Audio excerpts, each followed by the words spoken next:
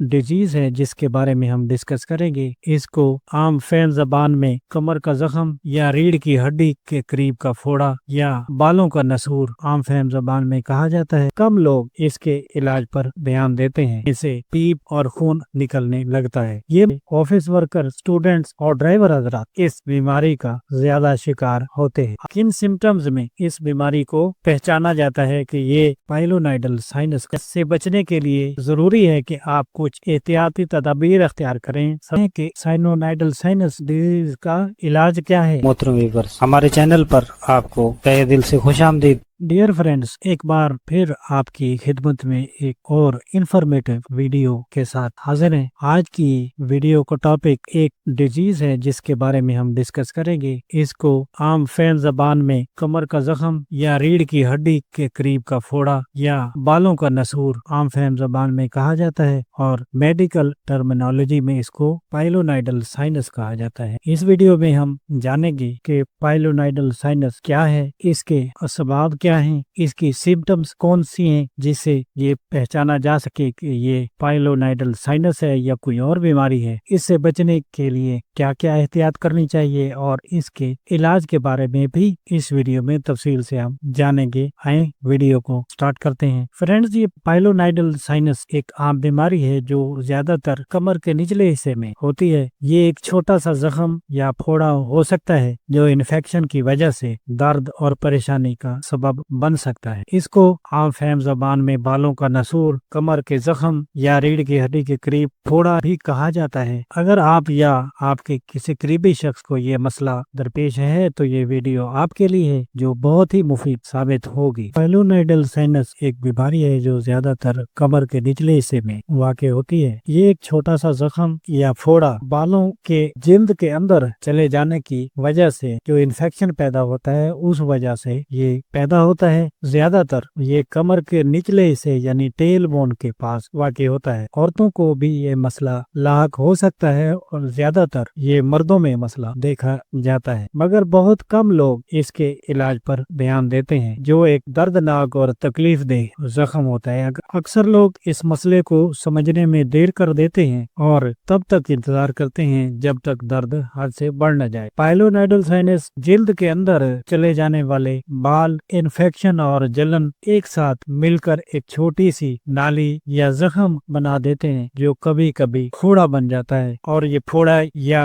जख्म में से पीप और खून निकलने लगता है। ये मसला उन लोगों में ज्यादा देखा जाता है जो ज्यादा देर तक एक जगह बैठे रहते हैं, जैसे ऑफिस वर्कर, स्टूडेंट्स और ड्राइवर हजरात इस बीमारी का ज्यादा शिकार होते हैं। आप जान लेते हैं इस डिजीज के असबाब क्या क्या हो सकते हैं। पहले नंबर पर इसका सबब ये होता है कि ज्यादा बैठकर वक्त गुजारना, स्पेशली जैसे मैंने कहा स्टूडेंट्स, ड्राइवर्स और ऑफिस वर्कर इस बीमारी का शिकार होते हैं। बालों का जिल्द के अंदर चला जाना इसका सबब बन सकता है। ज्यादा पसीना या सफाई न रखने की वजह से इन्फेक्शन पैदा हो जाने की वजह से ये बीमारी हो सकती है। वजन का बढ़ना या ओबेसिटी, वजन के बढ़ने की वजह से, सफाई का ख्याल न रखने की वजह से ये बीमारी हो सकती है। बालों का जिल्द के अंदर चला जाना ये भी इस बीमारी की एक मेन वजह है। जब बाल जिल्द के अंदर चले जाते हैं तो ये जिल्द के अंदर इन्फेक्शन का सबब बनते हैं। गर्मी और पसीना, इससे जिल्द नरम हो जाती है और जरासीमों को फैलने का मौका मिलता है। हार्मोनल चेंजेस, किसी किसी को नेचुरली ज्यादा बाल और ऑयली स्किन होती है जो इस मसले को बढ़ावा देती है। ये तो इसके काजेज हैं। अब जान लेते हैं कि किन सिम्टम के होते हुए या किन सिम्टम्स में इस बीमारी को पहचाना जाता है कि ये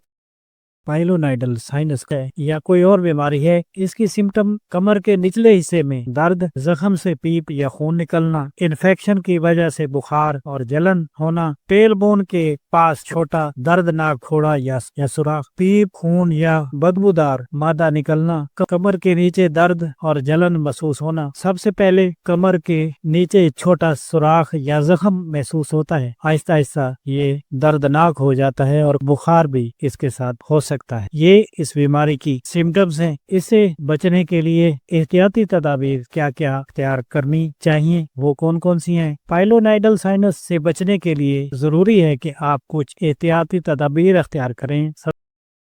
सबसे पहले कमर के निचले हिस्से का ख्याल रखना बहुत जरूरी है ताकि बाल जिल्द के अंदर न चले जाएं और इससे इन्फेक्शन पैदा ना हो सके। जो लोग ज्यादा देर तक बैठे रहते हैं उनको चाहिए कि वो कुछ देर बाद उठकर चलें और कमर पर ज्यादा देर प्रेशर ना डालें। वजन ज्यादा होने से भी ये मसला बढ़ सकता है, इसलिए हेल्थी लाइफस्टाइल अख्तियार करें। अगर आपको पसीना ज्यादा आता है तो टैल्कम पाउडर या खुश्क रुमाल ज्यादा इस्तेमाल करें। ज्यादा देर तक ना बैठें, थोड़ी थोड़ी ब्रेक लें। कमर के निचले हिस्से का खास ख्याल रखें, स्पेशली अगर पसीना ज्यादा आता है तो उस सूरत में ज्यादा ख्याल रखना चाहिए। बालों को ट्रिम करें ताकि अंदर बाल न जाएं और इन्फेक्शन पैदा ना हो। अब जान लेते हैं कि साइनोनाइडल साइनस डिजीज का इलाज क्या है। इसका इलाज मुख्तलिफ तरीकों से किया जाता है जो इस बात पर डिपेंड करता है कि मसला कितना सीरियस। अगर शुरुआती स्टेज पर यह मसला पता चल गया है तो घरेलू इलाज से भी ये काम हो सकता है, जिससे जैसे कमर की सफाई, गर्म पानी से सफाई और एंटीसेप्टिक क्रीम का इस्तेमाल। लेकिन अगर इन्फेक्शन बढ़ गया है तो फिर एंटीबायोटिक की जरूरत होती है जो डॉक्टर प्रिस्क्राइब करता है। सर्जरी काफी असरदार तरीका है जिससे इन्फेक्टेड एरिया को साफ करके बंद कर दिया जाता है ताकि जख्म या इन्फेक्शन दोबारा न बन सके। आजकल लेजर थेरेपी भी एक बेहतरीन ऑप्शन है जो कम तकलीफ दे होता है और रिकवरी भी जल्दी हो जाती है। डियर फ्रेंड्स, अगर आपको या आपके किसी रिश्तेदार को इस मसले से परेशानी है तो जल्दी से डॉक्टर से मशवरा करें ताकि ये मसला तकलीफ दे सूरत हाल तैयार करने से पहले ही ठीक हो जाए। उम्मीद करते हैं कि मालूमात आपके लिए मुफीद साबित होंगी। अगर ये वीडियो पसंद आए तो लाइक और शेयर करें और मजीद मालूमात लिए हमारे चैनल मेडिसिन 1 को सब्सक्राइब करना ना भूलें। तब तक नेक्स्ट वीडियो तक अल्लाह हाफिज।